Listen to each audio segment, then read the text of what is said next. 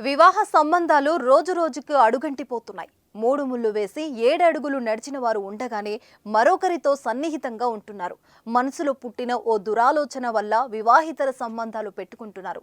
దీంతో ఒకరిపై ఒకరు కక్షలు పెంచుకుంటూ అంతమొందించుకుంటున్నారు. ఇలా ఇల్లీగల్ ఎఫైర్ పెట్టుకొని ఎంతో మంది తమ జీవితాలను నాశనం చేసుకుంటున్నారు. భార్య ప్రియుడు కలిసి భర్తను చంపడం, భార్యతో సన్నిహితంగా ఉంటున్న వ్యక్తిని భర్త చంపడం లాంటి సంఘటనలు తరచూ ఇలాంటి వార్తలు వింటూనే ఉన్నాం.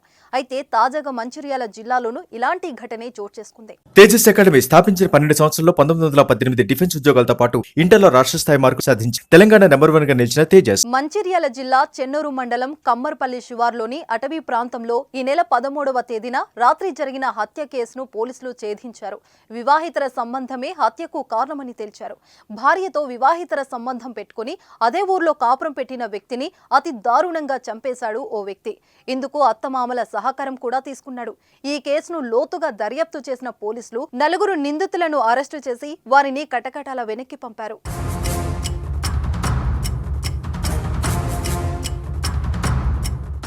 అసలు జరిగిన విషయం ఏమిటంటే మంచిర్యాల జిల్లా పొన్నారం గ్రామానికి చెందిన శేఖర్, పద్మలకు కొన్నేళ్ల క్రితం వీరికి వివాహమైంది.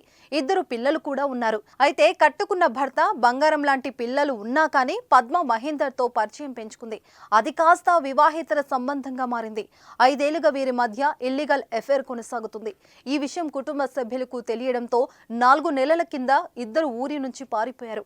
కుటుంబ సభ్యులు ఫిర్యాదు చేయడంతో చెన్నూరు పోలీసులు మిస్సింగ్ కేసు చేశారు. పోలీసులు ఆమెను పట్టుకోగా తన ఇష్ట ప్రకారమే వెళ్లిపోయానని చెప్పింది పద్మ. ఆ తర్వాత కొన్ని రోజులకు పద్మ మహేందర్ తిరిగి వచ్చారు. పొన్నారం గ్రామంలోనే ఒకే ఇంట్లో ఉంటూ వచ్చారు.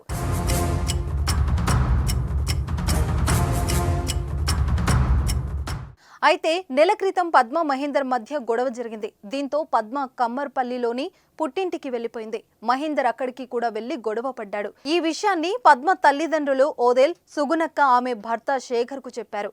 మహేందర్ అడ్డు తొలగించాలని కోరారు. అందరూ కలిసి మహేందర్ హత్యకు ప్లాన్ చేశారని పోలీసుల విచారణలో తేలింది.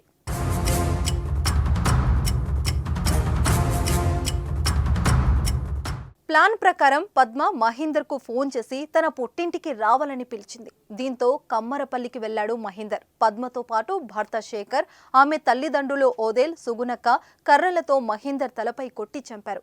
ఆ తర్వాత మృతదేహాన్ని ఎడ్లబండిపై గ్రామ శివార్లోని అటవీ ప్రాంతానికి తీసుకెళ్లారు. అక్కడ శవాన్ని తగలబెట్టేశారు. అక్కడే ఉన్న యువకులు ఈ విషయాన్ని మహేందర్ అన్న రవీందర్ కు చెప్పారు. రవీందర్ పోలీసులో ఫిర్యాదు చేయడంతో పోలీసులు వెంటనే రంగంలోకి దిగారు. పారిపోయేందుకు చెన్నూరు బస్టాండ్కు వెళ్లిన పద్మ, ఓదేల్, సుగునక్కను అరెస్టు చేశారు. 4 రిమాండ్ కు తరలించారు.